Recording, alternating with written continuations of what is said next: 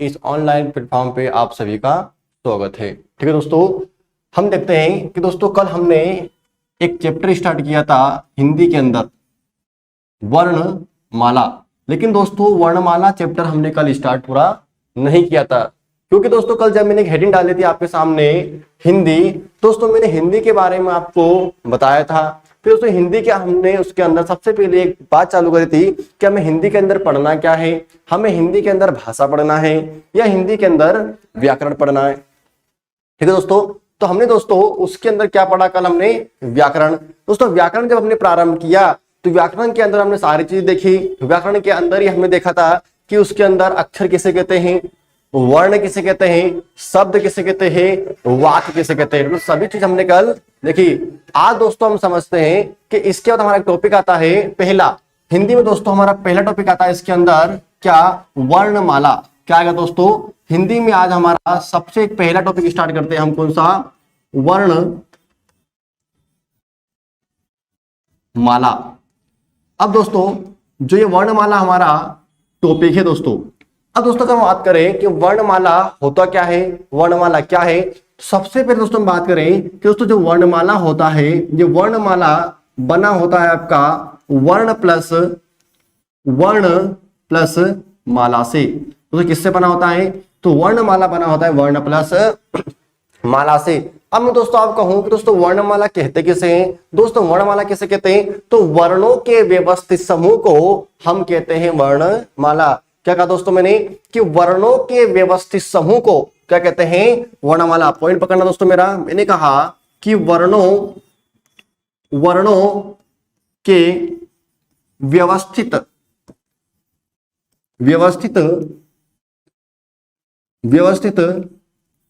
समूह को वर्णमाला कहते हैं। दोस्तों क्या कहते हैं? वर्णमाला कहते हैं। वर्णों के व्यवस्थित समूह को कहते हैं वर्णमाला। अब समझना दोस्तों कि मैंने कहा कि वर्णों के व्यवस्थित समूह को व्यवस्थित, दोस्तों व्यवस्थित मतलब क्या, मैंने लिखा यहां पर कि व्यवस्थित कैसा समूह होना चाहिए? बिल्कुल व्यवस्थित। नहीं दोस्तों मैं आपको बताऊं कि जिस प्रकार एक नारी जब अपने गले में एक मंगलसूत्र एक माला जब डालती है, कि जब नारी अपने गले में एक मंगलसूत्र या कुछ भी माला डालती है, तो उसमें जो वो नारी उसके अंदर जो उसमें मोती पिरो होते हैं, तो मोती सभी दोस्तों क्या होते हैं? बिल्कुल क्रम में होते हैं। कैसे होते हैं? क्रम में। जैसे एग्जांपल तुम्हें यदि 4 मोती उसके अंदर काय के दोस्तों, यदि 4 उसके अंदर कैसे हैं? पीले हैं यानी येलो है दोस्तों, और बाकी 2 कैसे हो गए उसके अंदर, वापस 2 नीले हो गए। फिर अगले दोस्तों अगले कैसे हो दोस्तों? गुलाबी या फिर पिंक। 3 कैसे हो गए? पिंक। दोस्तों इस प्रकार से पूरा क्या होता है? क्रम होता है। यानी कि कुछ भी चीज यदि, कोई सी भी चीज यदि बिल्कुल क्रम में होती है, व्यवस्थित होती है, तो हमें कैसी दिखती है? बिल्कुल सुंदर और अच्छी दिखती है। उसी प्रकार दोस्तों हमारी वर्णमाला में कि जो ये वर्णमाला होती है, जैसे कैसा समूह है? तो एक वर्णों का बिल्कुल व्यवस्थित समूह है। जैसे एग्जाम्पल दे कि क के बाद ख आता है, कभी आपने देखा क के बाद प आया? क्योंकि दोस्तों क्या होते हैं? बिल्कुल इन्हें व्यवस्थित रूप से जमाया जाता है। ठीक है दोस्तों, अब इसमें हम आगे समझते हैं, अब आगे समझते हैं इसके अंदर कि हमारी हिंदी में कुल वर्णों की संख्या कितनी है? कुल वर्णों की संख्या कितनी है? कई विद्वान अलग अलग अपने अनुसार वर्णों की संख्या बताते हैं। कोई बताता है 49, कोई बताता है 50, कोई 52, तो कोई 56। तो समझते हम आगे, पॉइंट पकड़ना मेरा, कि वैज्ञानिक तकनीकी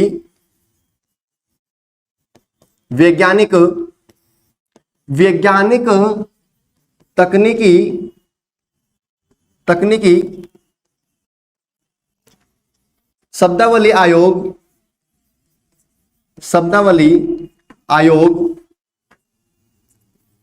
दिल्ली द्वारा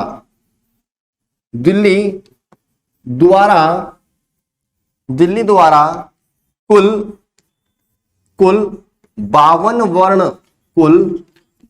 वर्ण निर्धारित किए गए। दोस्तों कितने किए गए? निर्धारित किए गए हैं। क्या लिखा दोस्तों मैंने कि हिंदी में वैज्ञानिक तकनीकी शब्दावली आयोग दिल्ली के द्वारा, शब्दावली आयोग दिल्ली के द्वारा कुल वर्ण कितने निर्धारित किए गए दोस्तों? तो बोले कुल वर्ण सर 52 निर्धारित किए। कितने दोस्तों? बोले 52। अब दोस्तों जो 52 निर्धारित किए, तो दोस्तों ये आयोग बना था। इस आयोग की स्थापना कब हुई दोस्तों? इस आयोग की स्थापना हुई थी, आयोग स्थापना, इसकी दोस्तों स्थापना हुई थी 1961 में। कब हुई दोस्तों? इसकी स्थापना हुई थी 1961 में। आगे दोस्तों हम बात करें कि इस आयोग के प्रथम अध्यक्ष कौन थे?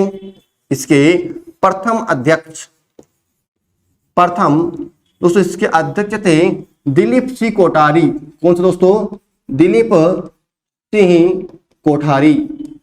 इसके प्रथम अध्यक्ष थे दिलीप सिंह कोठारी। समझना फिर से दोस्तों कि वर्णमाला में दोस्तों कुल वर्ण कितने बताए मैंने अभी यहाँ पे, कि वैज्ञानिक तकनीकी आयोग ने कितने वर्ण बताए दोस्तों? तो बोले कुल 52 बताए। ठीक है, इस आयोग की स्थापना दोस्तों कब हुई? तो इस आयोग की स्थापना दोस्तों कब हुई? तो 1961 में हुई। इसके दोस्तों प्रथम अध्यक्ष कौन है? तो इसके प्रथम अध्यक्ष हमारे दिलीप सिंह कोठारी है। ठीक है दोस्तों, अब इसमें हम आगे समझते हैं कि जिस प्रकार हमने समझा कि जो 52 वर्ण है, अब ये 52 वर्ण कौन कौन से इसके अंदर? अब इसके अंदर स्वर भी होंगे, इसके अंदर व्यंजन भी होंगे। दोस्तों हम आगे समझते हैं कि कितने स्वर है, कितने व्यंजन है, कितने वर्ण है, कैसे है, उनको हमने क्यों माना है, क्यों मान्यता प्रदान की है, क्यों मान्यता प्रदान नहीं की है, सारी चीज हम आगे देखते हैं। अब दोस्तों समझना, हम कुल 52 वर्णों को देखते हैं, समझना। अगर दोस्तों हम देखते हैं, पहले सबसे पहले लिखते हैं हम स्वर। अ, आ, ई, उ, री, ए, आई, ओ, औ, अम और अह। आम और अह, समझना दोस्तों, क्या आम और अह। दोस्तों मैंने लिखी स्वर। अब इस दोस्तों और क्या होते हैं? तो बोले इसमें व्यंजन भी होते हैं दोस्तों। क्या होते हैं? व्यंजन। अब दोस्तों व्यंजन को पढ़ने से पहले हम समझते हैं स्वर को। अब दोस्तों टोटल स्वर कितने हो गए यहाँ पर कि हम गिने?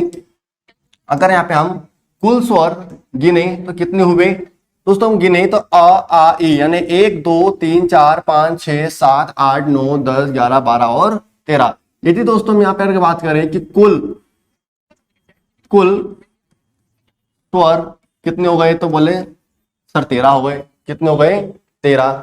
अगर दोस्तों इन स्वरों की मैं परिभाषा बोलूं कि स्वर हमें क्या बोलना चाहते हैं, स्वर हमें क्या समझाना चाहते हैं, तो दोस्तों स्वर हमें कहते हैं कि वे वर्ण जो स्वतंत्र होते हैं, वे वर्ण जो कैसे होते हैं दोस्तों? जो स्वतंत्र होते हैं, जो बिना किसी की सहायता से बोले और लिखे जाते हैं, उन्हें हम क्या बोलते हैं दोस्तों? स्वर कहते हैं। यानी कि दोस्तों स्वर किसी की सहायता से बोले नहीं जाते हैं, ना ही किसी की सहायता से लिखे जाते हैं। यानी कि दोस्तों जो स्वर होते हैं वो व्यंजन की सहायता से ना तो बोले जाते हैं, नहीं लिखे जाते हैं। अब इसमें दोस्तों मैं आपको एग्जांपल दूं स्वर के अंदर, समझना। मैंने लिखा यहां पर क, ख, या च, चा, ज, दा। अब दोस्तों मैंने यहां पर बोला अ, तो दोस्तों क्या आ के पीछे कभी आपने साउंड सुना है? क्या आ के पीछे का साउंड आया? मैंने बोला आ तो खा का साउंड पीछे आया क्या? मैंने बोला ई के पीछे चा का साउंड आया है ना? कभी भी स्वर को बोलते हैं तो स्वर के पीछे कभी भी इस व्यंजनों का साउंड नहीं आता है, समझना। क्योंकि व्यंजन की परिभाषा बोलती है कि व्यंजन वे होते हैं जो स्वरों की सहायता से बोले जाते हैं, वो जो स्वर वो होते हैं जो व्यंजनों की सहायता से नहीं बोले जाते हैं, ना ही उनकी सहायता से लिखे जाते हैं। अब दोस्तों कि मैंने ई बोली तो ई के पीछे यहाँ पर का साउंड नहीं आया, इसके पीछे भी का साउंड नहीं आया। अब मैं बोलता हूं दोस्तों क, तो जैसे दोस्तों मैंने क बोला तो क के पीछे आ का साउंड आया, क तो पीछे अ आया। ठीक है दोस्तों, मैंने बोला चा, तो जैसे मैंने चा बोला तो बता दो चा के पीछे आ का साउंड आया कि नहीं आया? चा के पीछे आ का साउंड आया। क्योंकि दोस्तों जैसे मैंने बोला च तो चा के पीछे आ का साउंड आया। इसका मतलब दोस्तों ये हो रहा है कि जो व्यंजन होते हैं ये व्यंजन किसकी सहायता से बोले जा रहे हैं दोस्तों? तो व्यंजन यहाँ पर दोस्तों बोले जा रहे हैं स्वरों की सहायता से। मैंने बोला यहाँ पर दोस्तों, मैंने बोला दी, क्या बोला मैंने?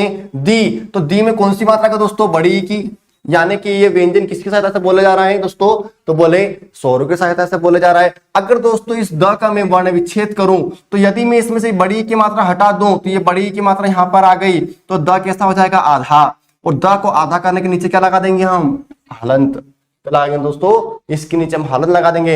यहां पर दोस्तों मैंने लिखा कु, क्या लिखा दोस्तों? कु। तो को का के पीछे किसका साउंड आ रहा? बोले ऊ का आ रहा है। तो यहां से जैसे ही दोस्तों इस का के अंदर से ऊ बाहर निकाल दूंगा, तो का कैसा हो जाएगा दोस्तों? आधा। कैसा हो जाएगा? आधा। इसका मतलब दोस्तों ये हुआ कि जो व्यंजन होते हैं वो स्वरों की सहायता से बोले जाते हैं, जबकि जो स्वर होते हैं वो कैसे होते हैं दोस्तों? तो बोले वो स्वतंत्र होते हैं। कैसे होते हैं? स्वतंत्र होते हैं। अब दोस्तों समझना कि मैंने कहा कि कुल स्वर कितने? तो बोले कुल 13 स्वर। लेकिन दोस्त समझना कि यहां पर जो अम और आहा है दोस्तों, कौन? अम और आहा। तो दोनों अम और आहा दोनों कैसे स्वर है? तो दोस्तों दोनों कैसे? आयोग वह। कैसे दोस्तों? यहां पर ये कहलाते हैं आयोग वह स्वर। कैसे दोस्तों? आयोग वह। क्योंकि दोस्तों आयोग वह में क्या है? इसके अंदर एक है अनुस्वार, एक क्या है इसके अंदर? अनुस्वार, और एक क्या है दोस्तों? विसर्ग। ये क्या है दोस्तों? विसर्ग है। अनुस्वार दोस्तों कौन है इसके अंदर? तो अम। दोस्तों अम क्या है इसके अंदर? अनुस्वार है। और आहा दोस्तों इसके अंदर क्या है? तो बोले विसर्ग है। क्योंकि दोस्तों आयोग वाह को किससे कहते हैं हम? अनुस्वार किससे कहते हैं? कि जिन ध्वनियों के उच्चारण में, जिन स्वरों के उच्चारण में, जिन वर्णों के उच्चारण में केवल हमारी नाक मदद करती है दोस्तों, उसे हम क्या कहते हैं? तो उसे हम बोलते हैं अनुस्वार। जैसे ये जो अनुस्वार लगा है आपने जो देखा होगा, जो गंगा के ऊपर लगा होता है, ये क्या है आपका? अनुस्वार है। क्या दोस्तों? ये अनुस्वार है। अब दोस्तों क्योंकि यहाँ पर आयोग वर्ण मात्रा अमर आम और हा, उन दोनों के उच्चारण दोस्तों कौन मदद करती है? हमारी नाक मदद करती है। अब दोस्तों कि यहाँ पर ये आयोग वह है। अब समझना इधर एक री है। अब दोस्तों जो री है ये कौन सी री हमारी? तो ये छोटी री है। अगर दोस्तों इसका मैं यहाँ पर वर्ण विच्छेद करूं, यदि मैं इस री में से ई की मात्रा बाहर निकाल दूं, तो र कैसा हो जाएगा? आधा। कैसा हो जाएगा दोस्तों? यहाँ पर र कैसा हो जाएगा? आधा। तो दोस्तों मैंने कहा कि यहाँ पर कुल स्वर कितने? तो कुल स्वर 13 हो गए। लेकिन दोस्तों अब समझना कि यदि मैं इसमें से अम और आहा को बाहर निकाल दूं, या फिर मैं री को बाहर निकाल दूं, तो हमारे पास कुल कितने स्वर रहेंगे दोस्तों? तो समझना कि यदि मैं इन दोनों में से यानी 13 के अंदर से अम और आहा को यदि मैं बाहर निकाल दूं, तो स्वर की दोस्तों संख्या कितनी हो जाएगी? फिर 11। कितनी हो जाएगी दोस्तों? 11। यदि दोस्तों मैं इन अम और आहा को और री को भी बाहर निकाल देता हूं, तो स्वर की दोस्तों संख्या कितनी हो जाएगी? हमारे पास संख्या हो जाएगी टोटल 10। सर ऐसा क्यों हुआ? आपने अम और हा को बाहर क्यों निकाला? आपने री को बाहर क्यों निकाला? अब दोस्तों समझना कि मैंने आपके सामने यहां पर स्वर की परिभाषा कही थी कि वे ध्वनियां जो स्वतंत्र होती है, जो किसी की सहायता से बोले लिखी नहीं जाती है। लेकिन समझना दोस्तों यहां पर मैंने क्या लिखा? अम। क्या लिखा दोस्तों? यहां पर मैंने लिखा अम। दोस्तों ये अम कैसा लिखा है? ये मैंने लिखा अम। क्या लिखा मैंने? अम। अब दोस्तों इस अम के अंदर अ भी है और म भी है। अब दोस्तों यहां पर आ क्या है? यहां पे आ है स्वर। आ क्या है? स्वर। और म क्या है? यहां पर दोस्तों म है व्यंजन। म क्या है? व्यंजन। तो दोस्तों मैं कैसे मान लूं कि ये जो अम लिखा है ये स्वर है? मैं इसको स्वर में गिनती क्यों करूं? क्योंकि इसका अम के अंदर तो आ भी है और म भी है, यानी कि इसके अंदर स्वर भी और व्यंजन भी है। तो मैं इसको नहीं मानता, कई विद्वान इसको नहीं मानते। दूसरी परिभाषा समझना कि दोस्तों हमेशा ध्यान रखना कि व्यंजन के पीछे हमेशा स्वर आता है, कभी भी स्वर के पीछे व्यंजन नहीं आता है। एग्जाम्पल देता हूं कि मैंने लिखा प। क्या लिखा मैंने? प। तो जैसे मैंने बोला प, तो प के पीछे आ का साउंड आ रहा है? आ रहा है। मैंने बोला दोस्तों टा। क्या बोला मैंने? टा। तो ट के पीछे आ का साउंड आ रहा है, यानी हमेशा व्यंजन के बाद ही स्वर आता है। जैसे मैं तोड़ता हूं यहां पे, इस समय तोड़ा ट को, तो ये आधा ट और ये निकला आ। क्या निकला? आ। यानी कि व्यंजन के बाद क्या आता दोस्तों? स्वर आता है, तो इसलिए व्यंजन है। लेकिन दोस्तों आप यहां देखो कि यहां अम के अंदर जो यहां पर क्या दोस्तों देखो, यहां पे स्वर पहले आ रहा है और व्यंजन बाद में आ रहा है। यहां पर स्वर पहले और व्यंजन बाद में आ रहा है, इसलिए ये भी नियम काट रहा है, नियम ये भी कट गया। सेकंड चीज ये बोली मैंने कि इसके अंदर स्वर भी और व्यंजन भी है, इसलिए कई विद्वान यहां पर अम को स्वर के अंदर गिनती नहीं करते, इसके अंदर काउंट नहीं करते। अब समझते दोस्तों हम आहा को। दोस्तों यदि आहा को हम देखें तो ये मैंने लिखा आहा, क्या लिखा दोस्तों मैंने, ये लिखा मैंने आहा। अब दोस्तों इस आहा के अंदर, इस आहा के अंदर यहां पर आ क्या दोस्तों, स्वर, आ क्या है स्वर, ह क्या है यहां पर दोस्तों व्यंजन, क्या यहां पर हा क्या है व्यंजन। तो मैं कैसे मान लूं कि जो आहा लिखा है ये स्वर है, क्योंकि इसके अंदर तो व्यंजन भी है और स्वर भी है। और दूसरी चीज कि यहां पर आ के बाद यानी स्वर के बाद व्यंजन आ रहा है, नियम तो यहां भी कट रहा है। तो कई विद्वान दोस्तों यहां पर क्या करते हैं कि अम और आहा को, अम और आहा को नहीं मानते हैं स्वर। किशोरीलाल वाजपेयी ने इनको आयोग व ध्वनि कहा है, क्या कहा है, किशोरीलाल वाजपेयी ने अम और आहा को क्या कहा है, आयोग वह कहा है दोस्तों, समझना। इसलिए दोस्तों हम इसको हम स्वरों में काउंट नहीं करते हैं। तो दोस्तों दो ये चले गए। अब दोस्तों आई हमारी किसकी बारी, री की। तो हमने यदि इस आम और हा को इस कारण से कट कर दिया तो हमारे पास 13 में से दोस्तों दो चले गए, तो हमारे पास कितने बचे अब दोस्तों, तो बोले 11 बचे दोस्तों। कितने बचे स्वर, 11। सर आपने 10 भी लिखा है, 10 कैसे, अब आ जाओ। एक यहां पर लिखा है दोस्तों री, ये मैंने लिखा री, जब री में से मैंने ई की मात्रा बाहर निकाल दी तो र कैसा होगा दोस्तों, आधा। तो दोस्तों बताओ यहाँ पे जो र है ये व्यंजन है, वो दोस्तों ई है ये क्या है, स्वर है। तो मैं इस री को कैसे मान लूं कि ये स्वर है, कैसे मान लूं ये स्वर है। इसलिए दोस्तों यहां पर क्या किया हमने, इस री को भी स्वर की कैटेगरी में से हटा दिया, इसलिए हमारे पास दोस्तों स्वर कितने बचे, तो बोले 10 बचे। तो सर ठीक है आपने बता दिए 13, 11 और 10। तो दोस्तों या फिर आप कहो कि सर हम एग्जाम में क्या लगाएंगे, यदि एग्जामिनर हमसे पूछेगा कि निम्न में से कुल स्वर कितने हैं तो आप क्या लगाओगे दोस्तों। तो जब एग्जामिनर पूछे कुल स्वरों की संख्या कितनी है दोस्तों, कितने लगाओगे, 13। कुल स्वर पूछे तो 13, या ऐसा पूछ ले एग्जामिनर कि निम्न में से परंपरागत परंपरागत स्वरों की संख्या है। दोस्तों परंपरागत पूछे तो कितना बताओगे आप, परंपरागत में बताओगे 13। कितने बताओगे, 13। यदि दोस्तों एग्जामिनर पूछे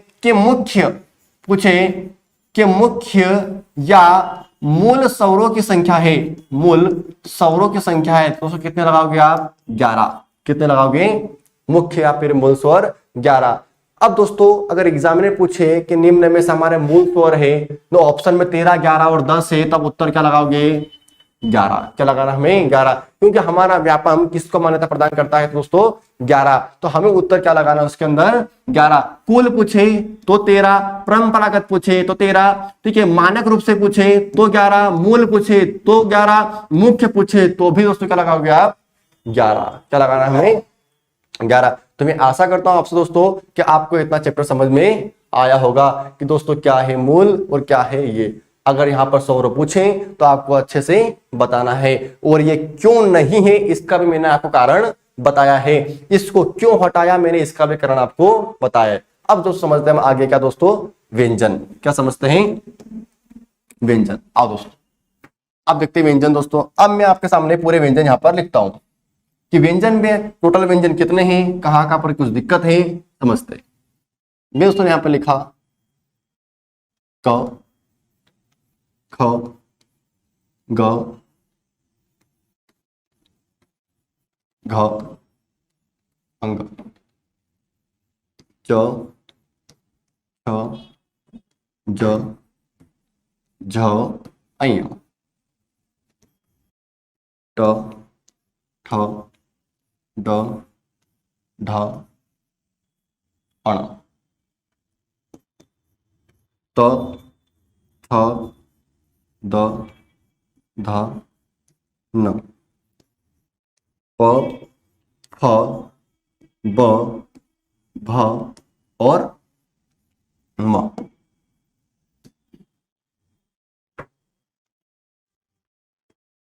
य, र, ल, व।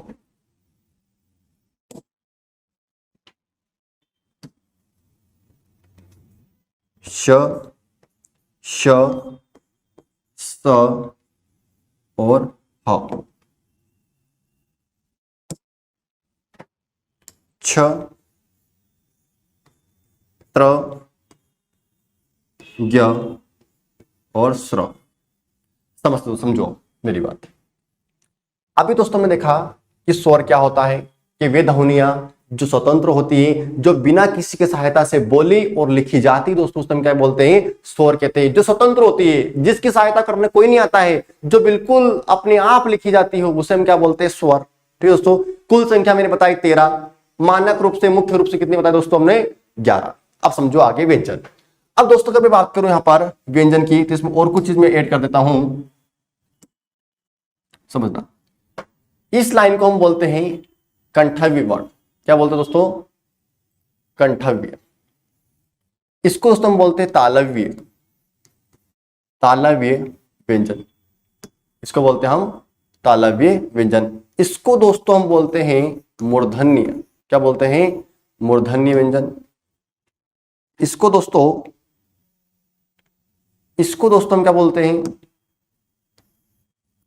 दंतव्य। इसको हम बोलते हैं दोस्तों क्या, औष्ठव्य, औष्ठव्य व्यंजन। इसको दोस्तों हम बोलते हैं क्या, अंतस्थ। क्या बोलते हैं, अंतस्थ व्यंजन।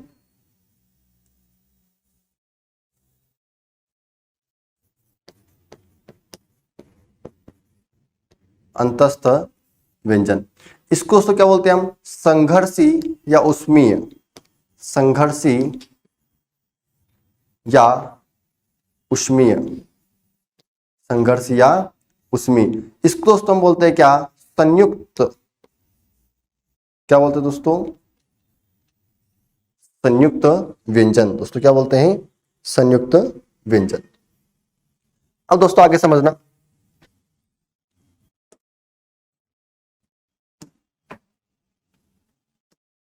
यहां से यहां तक इनको दोस्तों बोलते हैं स्पर्शी व्यंजन,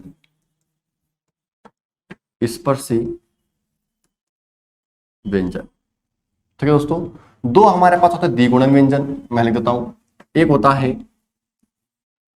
ड और एक होता है हमारे पास ढ, जिनको दोस्तों हम बोलते हैं क्या, द्विगुणन,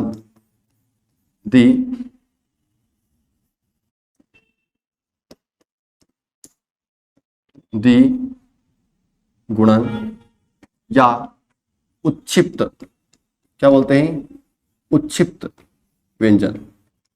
समझना दोस्तों।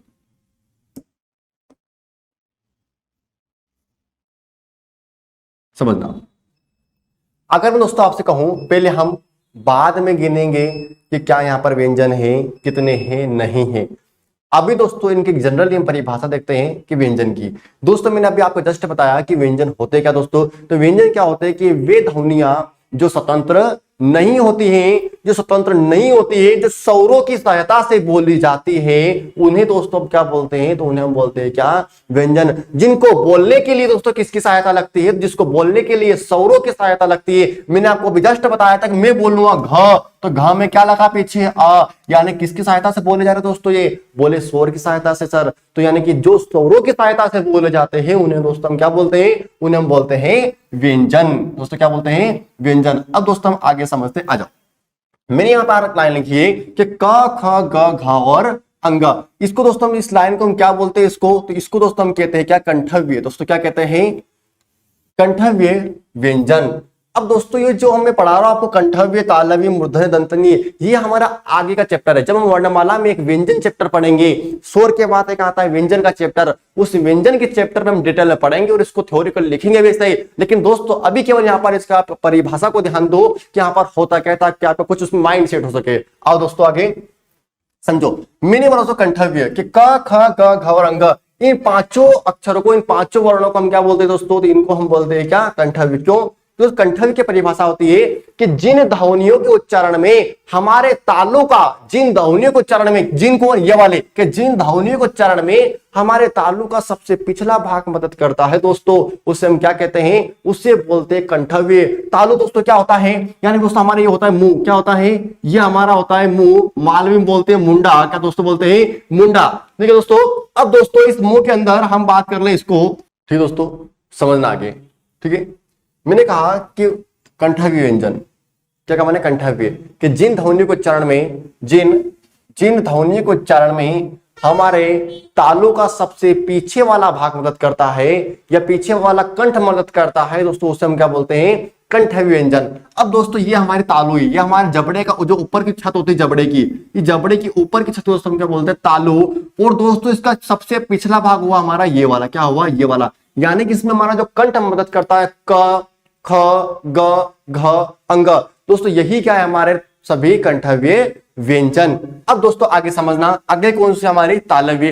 अब दोस्तों तालव्य कौन से हमारे, च, छ, ज, झ और अय। अब दोस्तों क्या होते हैं तालव्य व्यंजन, ये हमें क्या समझाना चाहते हैं, ये बोलते हैं कि जिन ध्वनियों के उच्चारण में हमारे तालु का अग्रभाग मदद करता है, कि जिन ध्वनियों के उच्चारण में हमारे तालु का अग्रभाग। अब दोस्तों ये हमारा तालु क्या है, हमारा तालु, और इस तालु का अग्रभाग कौन सा, ये वाला, कौन सा, ये वाला, यानी ये तालु, इसका आगे वाला भाग ये मदद करता है, तो इसको हम बोलते हैं तालव्य व्यंजन। अब समझो दोस्तों, मैंने बोला च, तो जब हम च छ बोलते हैं, जहां पर ऊपर हमारी जीभान टच कर रही है, ऊपर तालु पे जब हमारी जीभ टच करती है, उसी को हम बोलते तालु, वही अग्रभाग, इसे हम बोलते च, छ, ज, झ और अय।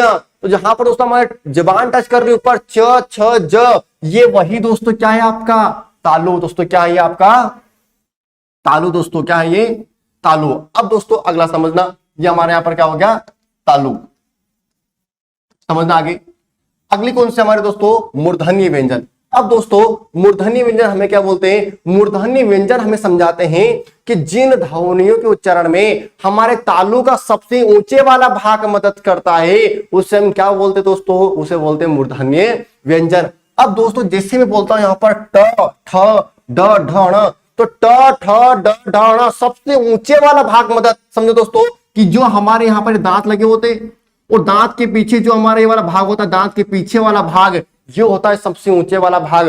और जब दोस्तों हम ट, ठ बोलते हैं, तो देखो हमारे जीभान कहां टच कर रही है, बोले ट, ठ, ड, ढ, हमारे दांत के जस्ट पीछे ये होता है सबसे ऊंचे वाला भाग। तो हम बोलते हैं कि जिन ध्वनियों के उच्चारण में, जिन वर्णों के उच्चारण में हमारे तालु का सबसे ऊंचे वाला भाग मदद करता है दोस्तों, उसे हम क्या बोलते हैं, मूर्धन्य व्यंजन। दोस्तों क्या बोलते हैं, मूर्धन्य। अब आगे समझना, अगला दोस्तों कौन सा हमारा, दंतव्य। अब दोस्तों दंतव्य क्या बोलता है, यानी कि त, थ, द, ध और न। अब दोस्तों दंतव्य व्यंजन कैसे कहते हैं कि जिन ध्वनियों के उच्चारण में, ध्वनि कौन सी दोस्तों, त, थ वाली, कि त, थ, द, ध, जिन ध्वनियों के उच्चारण में हमारे जीभ हमारे ऊपर के दांतों को स्पर्श करती हैं, तो दोस्तों उसे हम क्या बोलते हैं, दंतव्य व्यंजन।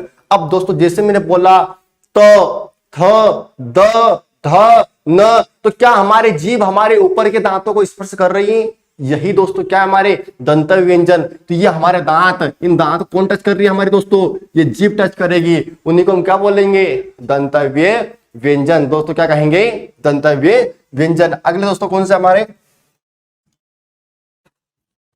अगले दोस्तों हमारे आते कौन से दोस्तों, औष्ठव्य व्यंजन। अब दोस्तों औष्ठव्य व्यंजन कौन से हमारे, तो प, फ, ब, भ और म।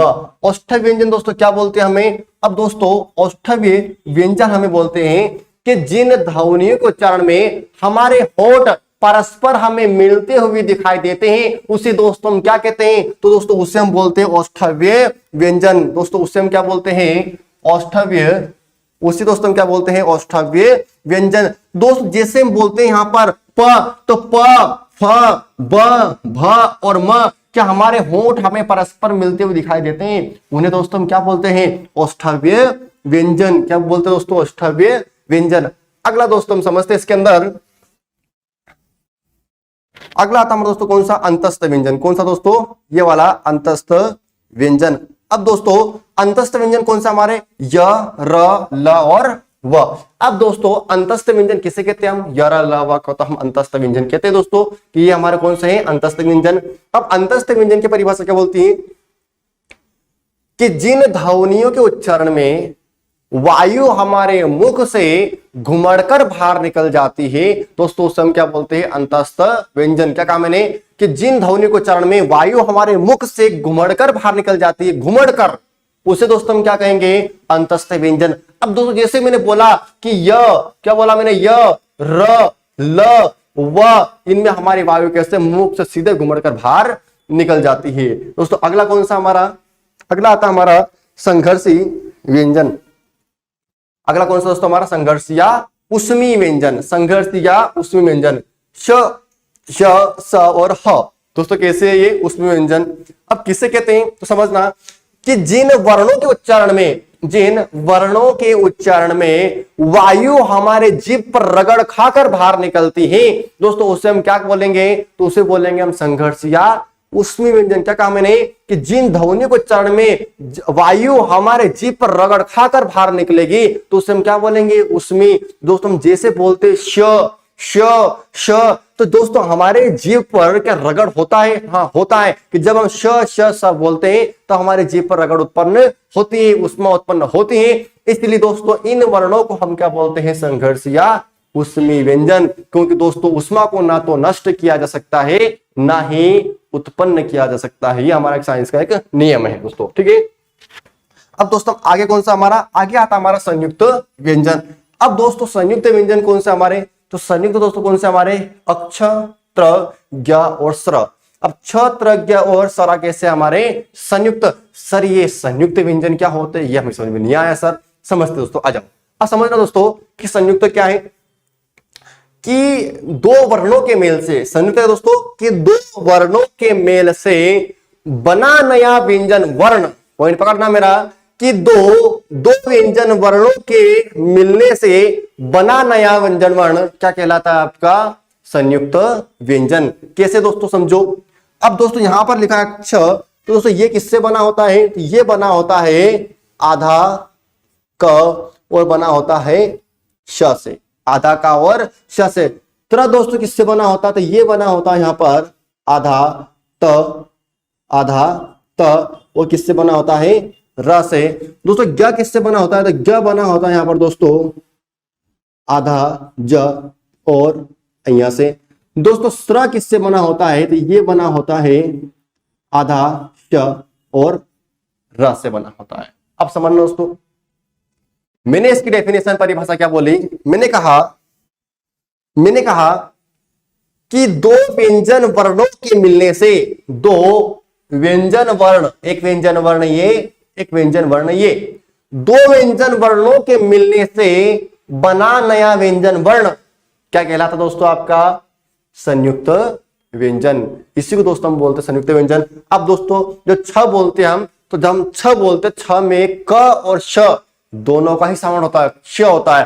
पहले हमें कुछ समय के लिए क बोलना होता है, फिर हम श बोलते हैं। जब दोस्तों हम त्र बोलते हैं तो त्र में हम त भी बोलते हैं और र भी बोलते हैं, त्र, ठीक है। और जब दोस्तों हम ज्ञ बोलते हैं तो ज्ञ जब बोलते हैं तो दोस्तों लेखन की दृष्टि से लिखा जाता है ज्ञ को आधा ज और अय्या, जबकि इसको उच्चारण की दृष्टि से ये आता है आधा ग और य में बनता है आपका ज्ञ।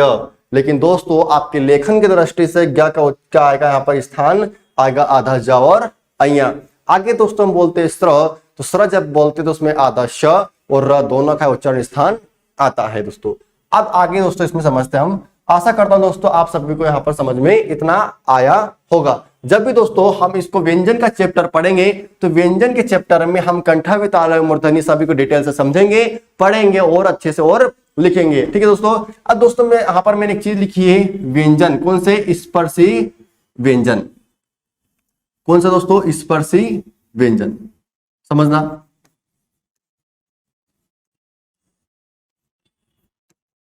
स्पर्शी व्यंजन। अब दोस्तों स्पर्शी व्यंजन कैसे कहते हैं, कि जिन ध्वनियों के उच्चारण में वायु हमारे मुख या जीभ के किसी भाग को स्पर्श करके बाहर निकलती हैं तो उन्हें हम बोलते हैं स्पर्शी व्यंजन। दोस्तों स्पर्शी व्यंजन कितने हमारे, ये जो यहां से यहां तक दिख रहे 5 पूरे 5 वर्गों में दोस्तों कौन से आपके स्पर्शी व्यंजन है, जिन्हें हमने इसको 5 वर्गों में विभाजित किया है। दोस्तों 5 तो 25 दोस्तों इसके अंदर हमारे स्पर्शी व्यंजन कितने हमारे, तो 25 दोस्तों क्या है हमारे स्पर्शी व्यंजन है। क्या बोला मैंने स्पर्श व्यंजन की परिभाषा दोस्तों, कि जिन ध्वनि को चरण में वायु हमारे मुख से या मुख या जीभ के किसी भाग को स्पर्श करके बाहर निकल जाती है तो उसे हम बोलते हैं स्पर्शी व्यंजन। अब दोस्तों यहां पर 2 साइड में मैंने लिखे द्विगुणन या उच्छिप्त व्यंजन, द्विगुणन या उच्छिप्त व्यंजन। ठीक है दोस्तों, समझते हैं इसको कि द्विगुणन दोस्तों कैसे है, तो ये हमारी आगत व्यंजन है,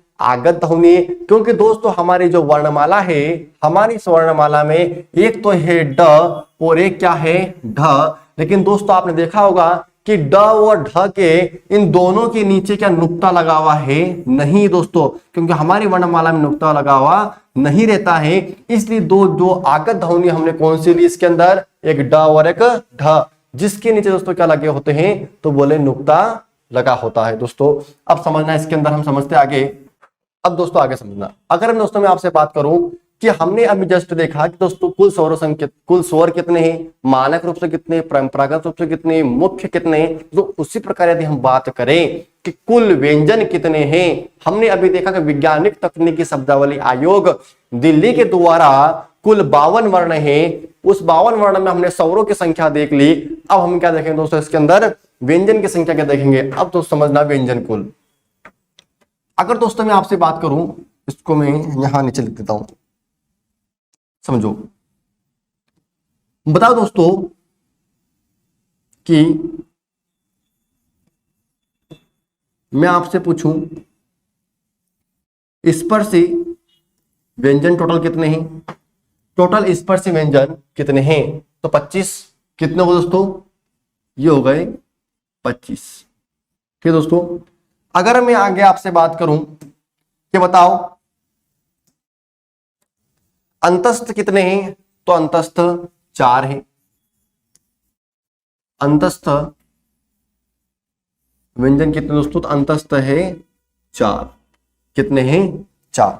अगर दोस्तों मैं आगे आपसे बात करूं कि बताओ संघर्ष या उष्मी व्यंजन कितने हैं, दोस्तों आपके संघर्ष या उष्मी व्यंजन कितने हैं, तो ये भी दोस्तों कितने हैं 4, श श और ह। अब दोस्तों टोटल अगर लगाए इसके अंदर कुल वर्ण कितने हो जाएंगे, जरा गिनो। ठीक है दोस्तों, यदि सामान्य प्रश्न आपसे पूछा जाए यदि कि निम्न में से व्यंजनों की संख्या है, तो आप कितने लगाओगे, फिर 33, क्योंकि हमारा व्याकरण दोस्तों क्या पूछता है आपसे, 33 ही पूछना चाहता है वो आपसे। ठीक है, अगर कुल पूछे तो 39, सामान्य प्रश्न आपसे तो क्या लगाएगा, हमें 33 लगाना है। अब दोस्तों आगे समझना कि सर आपने यहाँ पर कुल 33 क्यों लिखा, सर आपने यहाँ पर 33 में ही टोटल व्यंजन खत्म क्यों कर दिए। अब समझना, समझाऊंगा उसको, पहले आप ये समझो कि यहाँ पर कुल 33 पर ही खत्म क्यों हो गया, समझो कि यानी कि यहाँ पर 25 स्पर्शी, 4 अंतस्थ, 4 संघर्षी, कितने में खत्म हो गया। यानी कि दोस्तों हमारी वर्णमाला कहां पर खत्म हो गई, यहाँ पर अहा पर आकर खत्म हो गई। लास्ट हमारा अक्षर कौन सा होगा दोस्तों, हमारा हा।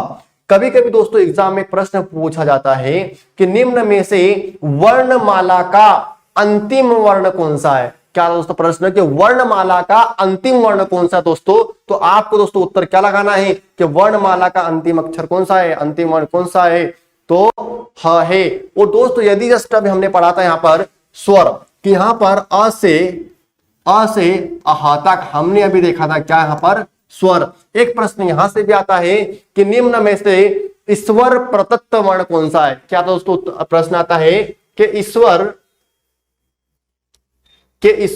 प्रदत्त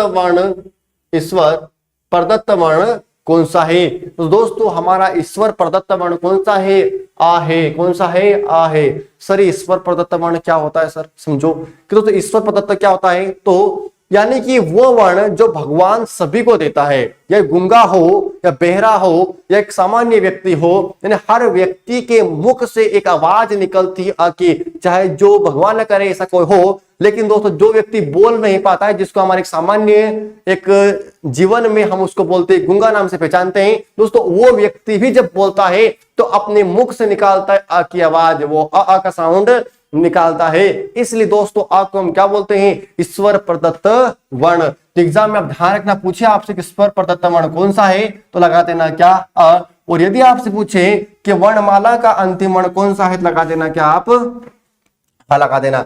अब मैंने यहां पर दोस्तों हमारी बात कहा थी कुल 33, तो दोस्तों कुल हमारे 33 कहां पर अहा तक है? तो सर अगर कुल 33 अहा है, आपने 4 इसके अंदर संयुक्त काउंट नहीं किए, आपने संयुक्त को नहीं गिना, आपने यहां पर द्विगुणन को नहीं गिना, यानी कि सर आपने यहां पर 6 माइनस कर दिए। दोस्तों सर क्या आपने यहां पर इनको क्यों नहीं जोड़ा? तो समझते दोस्तों कि अगर हम बात करें कि हमारी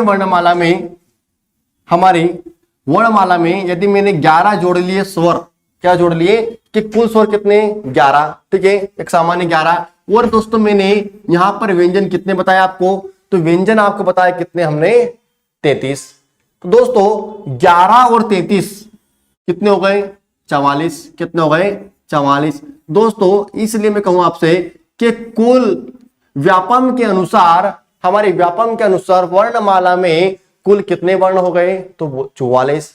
अगर कुल वर्ण पूछे, ठीक है, तो 52 है, लेकिन हमारे व्यापम के अनुसार दोस्तों कितने हैं? 44, क्योंकि 11 हमने क्या देखे? मूल हमने देख लिए 11 स्वर, और हमने मूल देख लिए 33 व्यंजन। कितने को दोस्तों? 44। अब दोस्तों इसके अंदर हमने कितने ऐड नहीं किए? यदि मैं दोस्तों 52 में से 44 को माइनस करता हूं तो कितने बचते हमारे? 6 और 2 8, यानी कि ऐसे इस 44 के अंदर हमने 8 वर्णों को काउंट नहीं किया है, 8 वर्णों को हमने इसमें नहीं गिना है। सर आपने क्यों नहीं गिना? हम दोस्तों समझते, आ जाओ देखो, हम समझते हैं यहां से कि दोस्तों हमने अक्षर ज्ञ और स्वर को इसके अंदर गिना नहीं है। हमने 52 की गिनती, सॉरी 44 की गिनती में इसको नहीं लिया। क्यों नहीं लिया समझो दोस्तों। यहां पर हम देखो छ किससे बना होता है? तो छ बना होता है क और श से, आधा का और श से। तो दोस्तों आप खुद बताओ कि यहां से क से लगाकर अहा तक के बीच में हमने यहां पर इस क को एक बार गिन लिया है, एक बार गिन लिया है, तो फिर इस छ के अंदर इस क को हम डबल क्यों गिने? इसलिए मैं इसको नहीं गिना। इधर दोस्तों क्या है? त्र। त्र में दोस्तों क्या है? त्र किससे बना होता है? तो त्र दोस्तों, त्र यहां पर बना होता है आधा त और र से।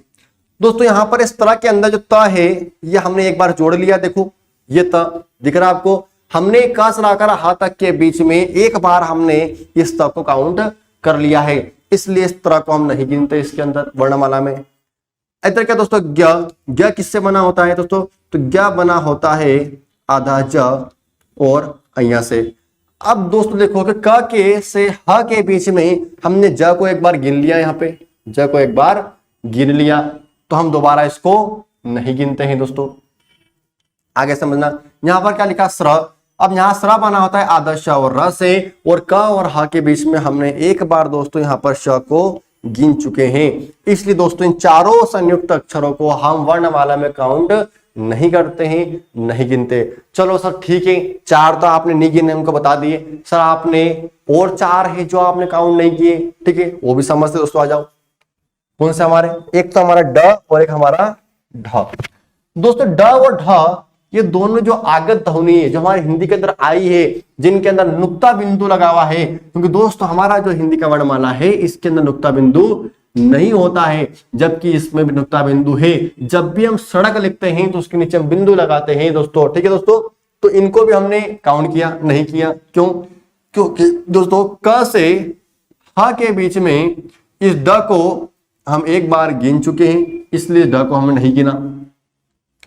इस क से ह के बीच में इस ढ को हम गिन चुके हैं, इसलिए दोस्तों इस ढ को हमने नहीं गिना है।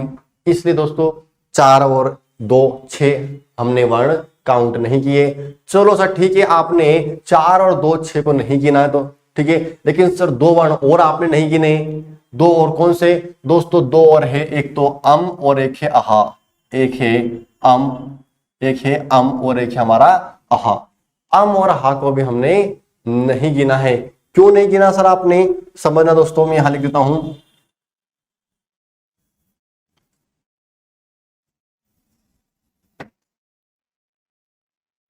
समझना, एक होता है अम,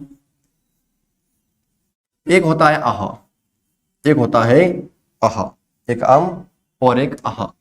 क्योंकि दोस्तों आप समझना, ये लिखा मैंने अम, अ और म, अम, और ये लिखा दोस्तों मैंने अहा। क्या लिखा मैंने, अहा। अब दोस्तों टोटल हमारे यानी कुल हमारे स्वर कितने हैं, तो 13 है। तो अ से अहा के बीच में इस अ को हम गिन चुके, एक बार गिन चुके अ को, इसलिए हम अम को नहीं गिनते हैं। अ से अहा के बीच में इस अ को हम गिन चुके हैं, और हा को भी तो गिन चुके हैं हम, ठीक है, वर्णमाला में नीचे, ठीक है, इसको भी हम व्यंजन में गिन चुके हैं, इसलिए दोस्तों हम अहा को भी नहीं गिनते। दोस्तों 4 हमने संयुक्त तो नहीं गिने, 2 हमने द्विगुणन नहीं गिने, 6, और 2 हमने स्वर अम और हा नहीं गिने, टोटल 8 हो गए दोस्तों। इसलिए अगर 52 में से हम यदि 8 माइनस करेंगे तो कितने आ जाएंगे हमारे पास, 44। कितने आ जाएंगे, 44। इसलिए दोस्तों हम बात करें कि हमारे व्यापम के अनुसार यदि पूछा जाए कि व्यंजनों की संख्या कितनी, सॉरी वर्णमाला में वर्णों की संख्या कितनी है, तो हमें लगाना है 44। लेकिन यदि पूछे कुल कितनी है और ऑप्शन में यदि आपको 52 का ऑप्शन देखने को मिल जाए दोस्तों, आप कितना लगा दोगे उसके अंदर, टोटल 52 वर्ण। ठीक है दोस्तों, आशा करता हूं आपको इतना पूरा यहाँ पर सेशन समझ में आया होगा। ठीक है, अब दोस्तों हम समझते हैं आगे। अब दोस्तों इसमें आगे हम समझते हैं, अब इसमें एक चैप्टर आता है हमारे पास, वर्ण। क्या आता है, वर्ण या ध्वनि, वर्ण या ध्वनि, वर्ण या ध्वनि। अब दोस्तों अगर हम बात करें वर्ण या ध्वनि, तो इसके कितने भाग हैं, 2। वर्ण में दोस्तों एक आता है स्वर, और एक आता दोस्तों क्या है इसके अंदर, व्यंजन। एक क्या आता है, व्यंजन। अगर दोस्तों हम बात करें कि स्वर कितने, तो 10 भी हो सकते हैं, 11 भी हो सकते हैं, और 13 भी। हमारे व्यापम क्या समझता है, 11। दोस्तों टोटल व्यंजन कितने, ये है 33 भी हो सकते हैं, 35 भी हो सकते हैं, और 39 हो सकते हैं। हमें दोस्तों व्यापम में क्या लगाना है, 33 लगाना है। अब दोस्तों आगे समझना यहां पर कि दोस्तों स्वर क्या, तो स्वर है निर्बाध। क्या दोस्तों, ये है निर्बाध। अगर दोस्तों हम बात करें व्यंजन क्या, तो व्यंजन है दोस्तों क्या, सवाद। व्यंजन क्या है, सवाद। सर ये निर्बाध सवाद क्या होता है, समझो। निर्बाध का दोस्तों मतलब होता है बिना किसी बिना किसी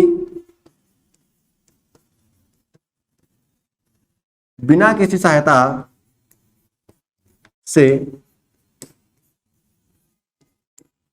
बोले जाते हैं, बिना किसी सहायता से बोले जाते हैं। सवाद का दोस्तों मतलब होता है स्वरों की सहायता से, स्वरों की सहायता से बोले जाते हैं, बोले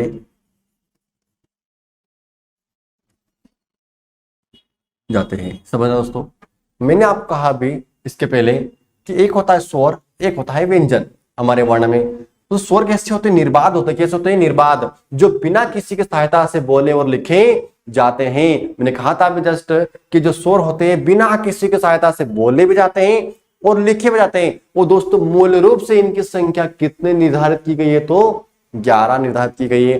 एक तरफ होते दोस्तों क्या, हमारे व्यंजन। दोस्तों व्यंजन क्या होते हैं हमारे, तो ये होते हैं सवाद। यानी कि सवाद का मतलब क्या होता है, बाधा के साथ। क्या होता है दोस्तों, सवाद का मतलब होता है बाधा के साथ, बाधा के साथ। यानी कि दोस्तों कि जो हमारे व्यंजन होते हैं ये हमारे बाधा के साथ बोले जाते हैं, बाधा के साथ बोले जाते हैं। मैंने कहा था अभी दोस्तों कि जो व्यंजन होते हैं ये स्वरों की सहायता से बोले, बिना स्वर की सहायता से इनको हम नहीं बोल सकते। यदि मैंने यहां पर लिखा च, तो च के पीछे क्या आ रहा है? अ, क्योंकि अगर ये मैं अ हटा दूंगा तो च कैसा हो जाएगा? आधा हो जाएगा। इसके नीचे क्या लग जाएगा दोस्तों? हलंत लग जाएगा। ठीक है दोस्तों, आगे चलते हैं हम कि दोस्तों व्यंजन जो होते हैं इनके मूल रूप से कितनी संख्या निर्धारित की गई है? तो इनके मूल रूप से संख्या 33 मानी गई दोस्तों। कितनी मानी गई है? तो 33 मानी गई है। आगे दोस्तों समझते हैं इसके अंदर हम।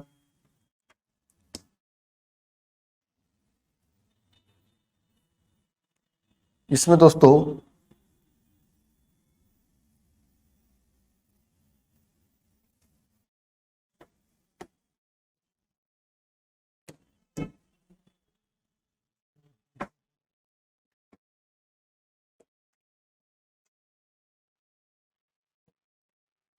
पेज 8 नहीं हो रहा है, पेज 8 नहीं हो रहा है।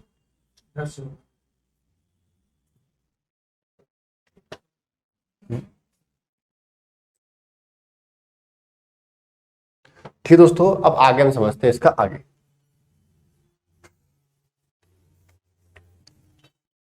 अब दोस्तों हम देखते हैं इसमें सौरों का वर्गीकरण या सौरों के प्रकार, सौरों के प्रकार। अब दोस्तों समझना, यहां से हमारे होते पिक्चर स्टार्ट वर्णमाला के।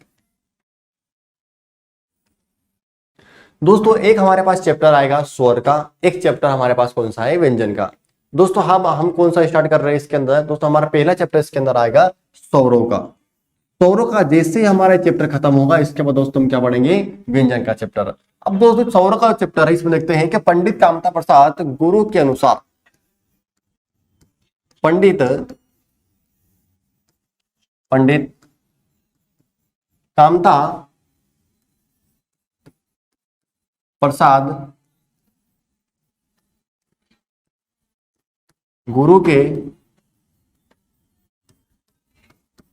अनुसार सौरों का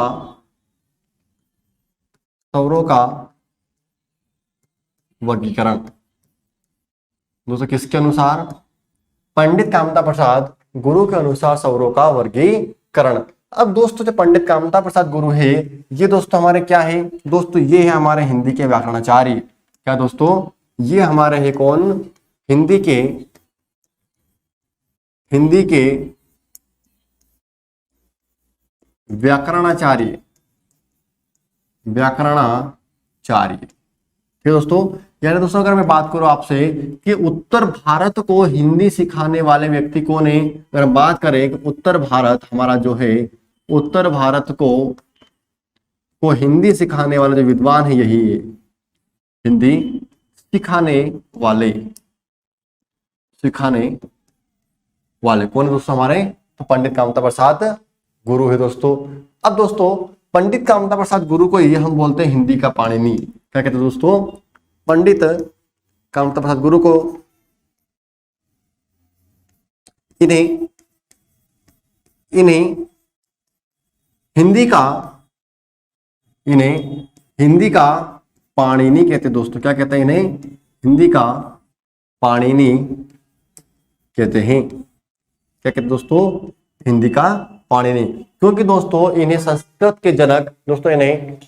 के जनक पाणिनि के नाम के आधार पर इन्हें बोलते हैं हिंदी का पाणिनि। क्योंकि दोस्तों ये क्या है? हिंदी के हमारे व्याकरणाचार्य है, इसलिए दोस्तों इन्हें हम बोलते हैं हिंदी का पाणिनि कहते हैं। अब दोस्तों जो हम स्वरों का वर्गीकरण देखेंगे तो दोस्तों हमने जो कक्षा पहली दूसरी में जो देखा था स्वर, केवल हमने अ से लगाकर अह तक के स्वर देखे और वहां पर लाके इनको हमने छोड़ दिया दोस्तों। लेकिन दोस्तों जो अब हम यहाँ पर कॉम्पिटिशन लेवल में जो हम पूरी स्वर या फिर व्यंजन देखेंगे, बिल्कुल डीपली देखेंगे कि प्रत्येक वर्ण प्रत्येक स्वर कैसे बना, कैसे आया, उसका उच्चारण कैसे है, ये दोस्तों आगे इसमें देखते हैं। पहला दोस्तों कामता प्रसाद गुरु के अनुसार पहला प्रकार इसमें आता है उत्पत्ति के आधार।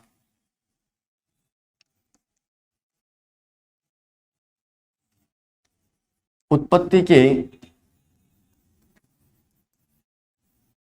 आधार पर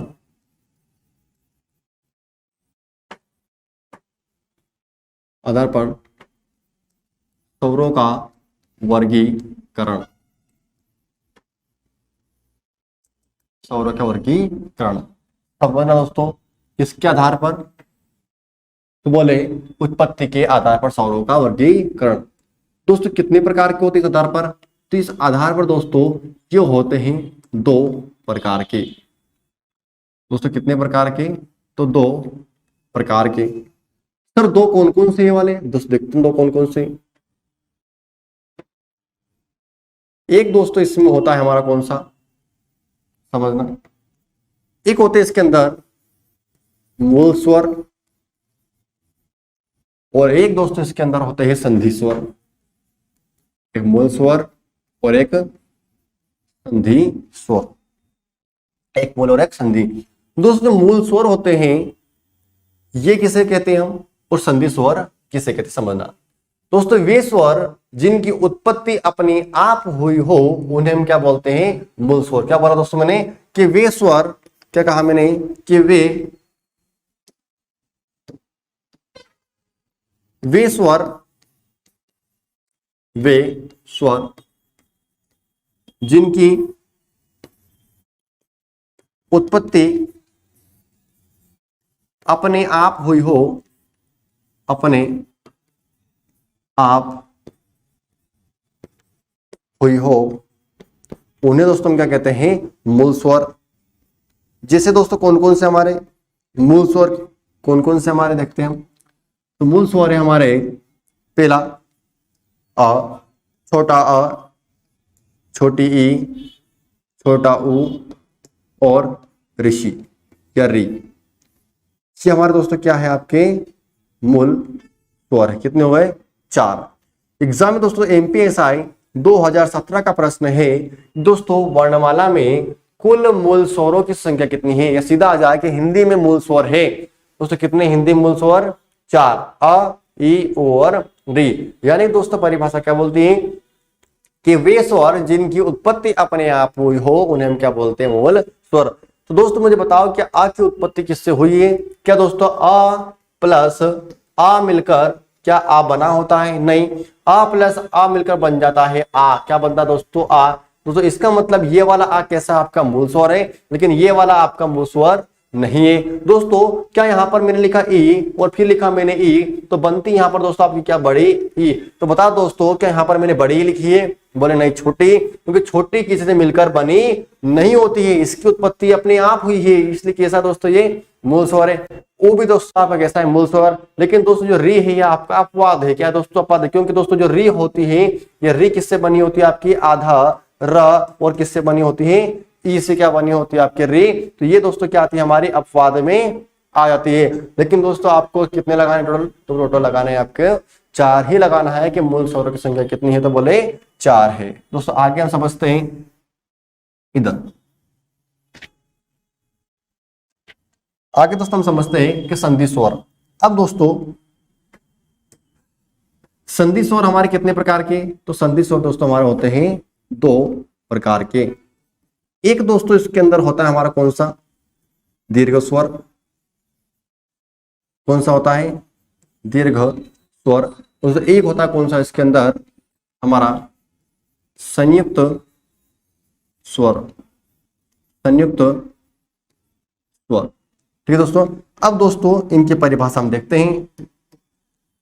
दोस्तों संधि स्वर परिभाषा क्या बोलती है? संधि स्वर किसे कहते हैं हम? तो 2 वर्णों के मेल से बना नया वर्ण क्या कहलाता है? आपका संधि स्वर। क्या कहा मैंने? कि 2 वर्णों के मेल से बना नया वर्ण क्या कहलाएगा? आपका संधि स्वर। और ये भी दोस्तों कितने प्रकार के होते हैं आपके? ये भी होते हैं 2 प्रकार के। एक होता है दीर्घ स्वर, एक होता है संयुक्त स्वर। अब दोस्तों दीर्घ स्वर की परिभाषा क्या बोलती है? तो दीर्घ स्वर हमें बोलता है कि 2 समान, क्या बोलते दोस्तों? कि 2 समान स्वरों के मेल से बना नया स्वर। समान, समझना पॉइंट, कि 2 समान स्वरों के मेल से बना नया स्वर आपका क्या कहलाता दोस्तों?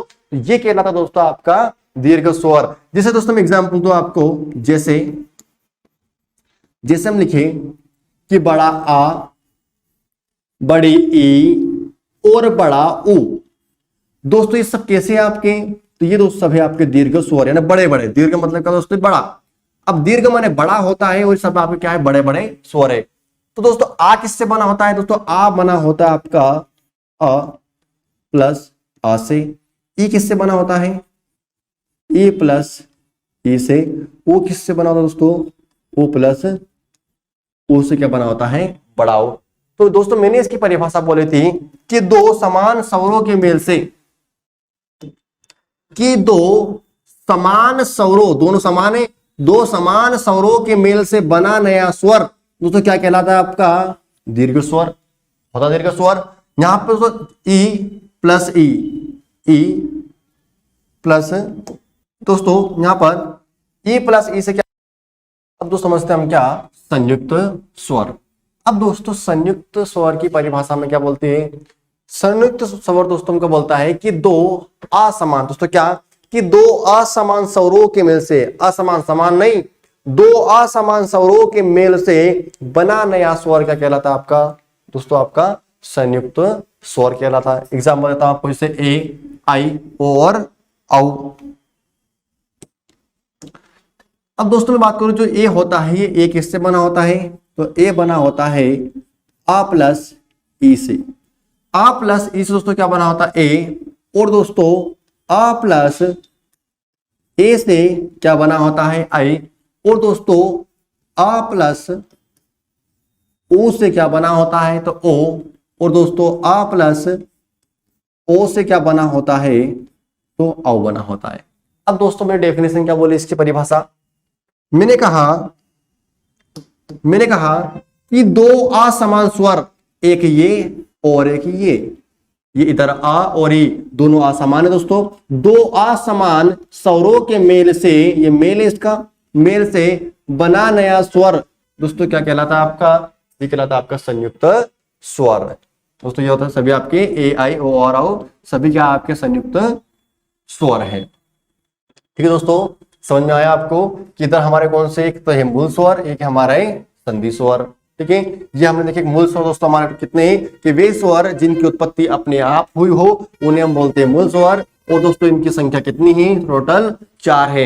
एक तरह दोस्तों कितने हमारे मतलब संधि स्वर है, ये दो प्रकार के होते हैं, एक दीर्घ स्वर, एक संयुक्त स्वर। जो समान स्वर से मिलकर बने होते हैं उन्हें हम बोलते हैं दीर्घ स्वर।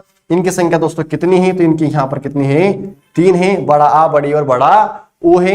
और दोस्तों संयुक्त स्वर कैसे हैं, कि दो असमान स्वरों के मेल से बने होते हैं दोस्तों, उन्हें हम क्या बोलते हैं, संयुक्त स्वर। इनकी संख्या दोस्तों कितनी है यहाँ पर, तो इनकी संख्या दोस्तों कितनी है, तो बोले 4 है दोस्तों, कितनी है यहाँ पर, 4 है। अब दोस्तों हम चलते हैं आगे।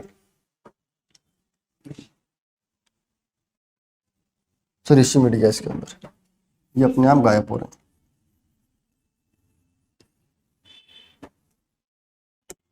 अब दोस्तों हम चलते हैं आगे।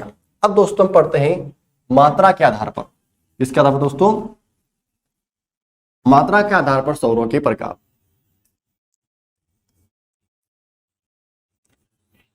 मात्रा के आधार पर स्वरों के प्रकार, मात्रा के आधार पर स्वरों के प्रकार। अब दोस्तों मात्रा के आधार पर स्वरों के कितने प्रकार दोस्तों, 2 प्रकार। इसके आधार पर कितने प्रकार, तो बोले 2 प्रकार। अब दोस्तों 2 कौन कौन से हमारे, 2 हमारे कौन कौन से हैं, एक है दोस्तों इसके अंदर लघु स्वर, और दोस्तों एक है इसके अंदर कौन सा हमारा, गुरु स्वर।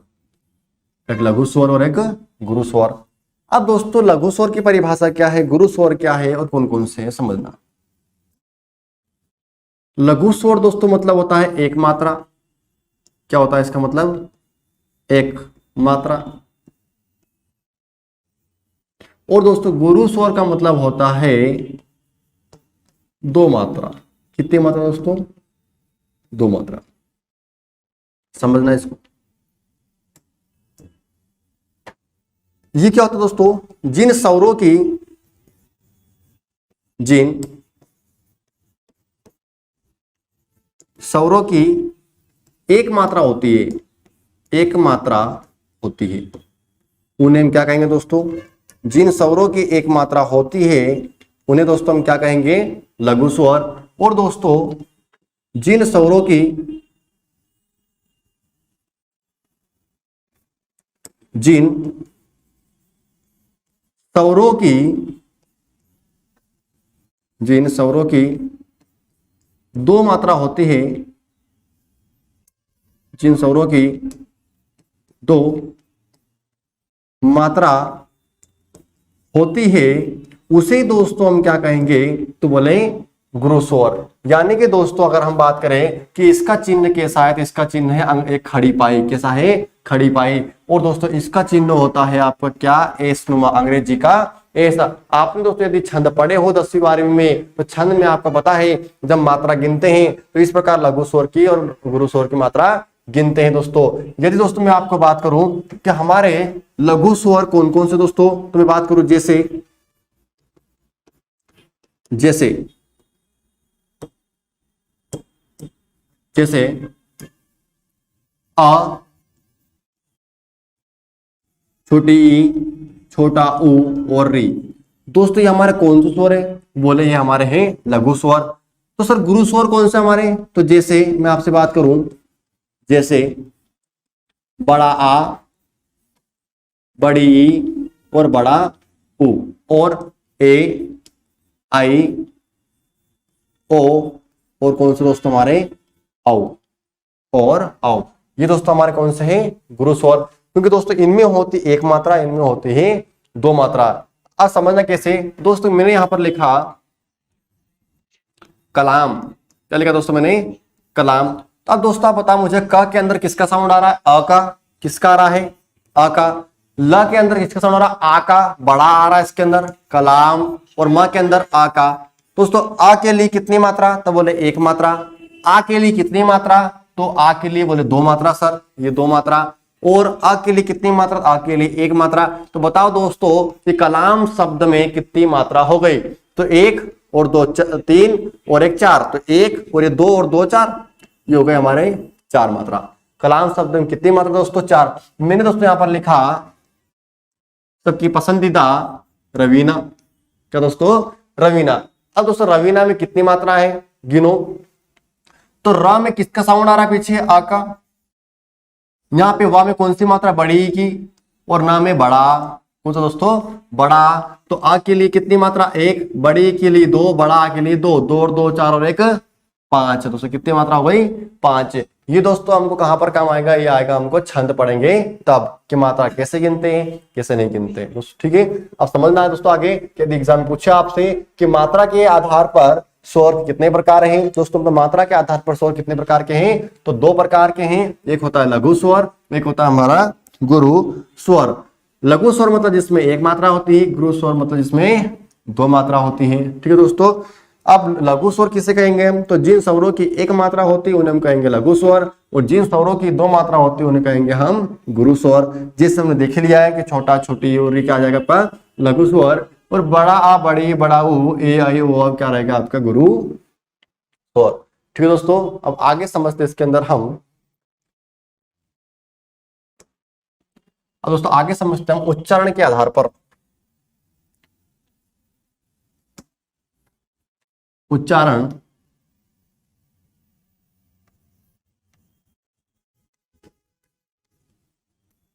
उच्चारण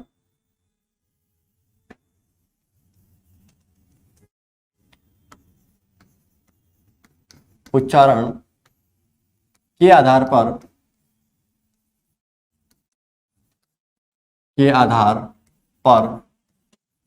स्वरों के प्रकार के आधार पर स्वरों के प्रकार समझना दोस्तों। अब दोस्तों उच्चारण के आधार पर स्वरों के कितने प्रकार है दोस्तों? तो उच्चारण के आधार पर स्वरों के दोस्तों है प्रकार कितने देखते हैं। एक तरफ दोस्तों मैं लिखता हूं आपके स्वर, और एक तरफ लिखता हूं मैं उच्चारण। क्या लिखता हूं मैं? उच्चारण। समझना दोस्तों। उच्चारण में क्या मैं लिखता हूं? अ, आ, ई, ई, उ, ऊ, ए, आई, ओ, औ, उस नीचे री। अब समझना कि उच्चारण के आधार पर स्वरों के प्रकार, दोस्तों इसके हमारे पास एक ट्रिक है, उसका ध्यान रखना। ट्रिक क्या है हमारी? ट्रिक का नाम है दोस्तों कंताओ, कंताओ कताकाओ, कंताओ कता काओ। समझना दोस्तों, जो आ का जो उच्चारण स्थान है वो कौन सा दोस्तों आपका? तो ये है आपका कंठव्य। ये कहां से बोले जाते हैं? तो ये बोले जाते हैं कंठ से, इनको बोलते हैं कंठव्य स्वर। दोस्तों ई का उच्चारण स्थान क्या है? तो इनका है तालव्य। इनका उच्चारण स्थान क्या है?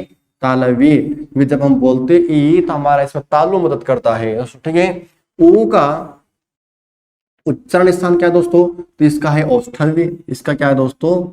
इसका है उच्चारण स्थान औष्ठव्य दोस्तों। फिर दोस्तों ए आई का क्या है दोस्तों? तो इसका है कंठ प्लस तालव्य। कंठ इसका है दोस्तों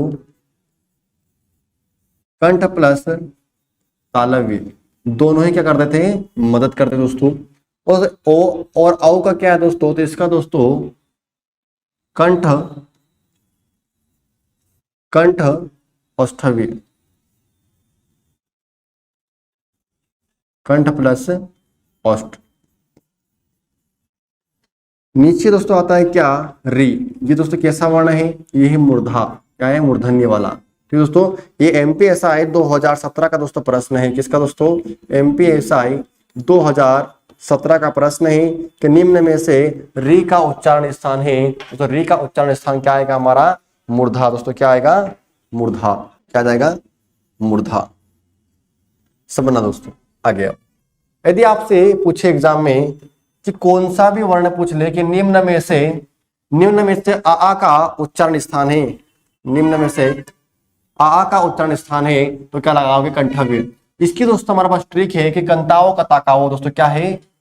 कंताओ कताकाओ। तो क से ये फिर हमारा ता, ये फिर हमारा ओ, ये हो गया कंताओ। क्या दोस्तों? कंताओ। ठीक है दोस्तों, कता, ये होगा दोस्तों कता। क्या हो गया? कता, यानी कि कंठ प्लस तालव्य। अगला क्या दोस्तों? क्या? काओ। तो ये दोस्तों क्या हमारा काओ, का और ओ, कंठ प्लस औष्ठव्य, कंठ प्लस औष्ठव्य दोस्तों। तो ये हो गया दोस्तों हमारा क्या यहाँ पर? कंताओ और कता और काओ। समझना दोस्तों। ये आपसे पूछे कि निम्न में से कि आ का उच्चारण स्थान है, तो क्या लगाओगे? कंठव्य।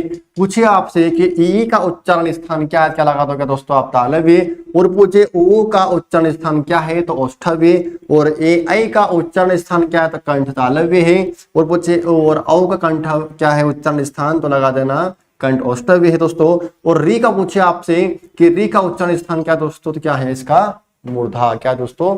मूर्धा। इस प्रकार से दोस्तों आपको एग्जाम में प्रश्न पूछने को मिलेगा। दोस्तों अगर एग्जाम में आपसे पूछे कि निम्न में से तालव्य स्वर है, तालव्य स्वर है, और यदि दोस्तों आपको आ जाए ऑप्शन में ई, तो क्या लगा दोगे आप? ऑप्शन में ई लगा देना। ठीक दोस्तों। अब दोस्तों आगे का जो भी सेशन है हमारा, इसके बाद दोस्तों स्वरों के प्रकार हमारे बाकी है। फिर इसके बाद हम पढ़ेंगे व्यंजन, फिर पढ़ेंगे वर्ण विच्छेद, फिर संधि, समाज, उपसर्ग, फिर हमारे सभी विलोम शब्द, पर्यायवाची। इस प्रकार से दोस्तों सभी हम एक के बाद एक कंटिन्यू पढ़ते जाएंगे दोस्तों। अभी दोस्तों इतना काफी है, बाकी इसी दोस्तों चैप्टर को हम कल आगे बढ़ाते हैं और आगे हम देखेंगे और भी जो उसके प्रकार बचे हैं वो। ठीक दोस्तों, धन्यवाद आपका।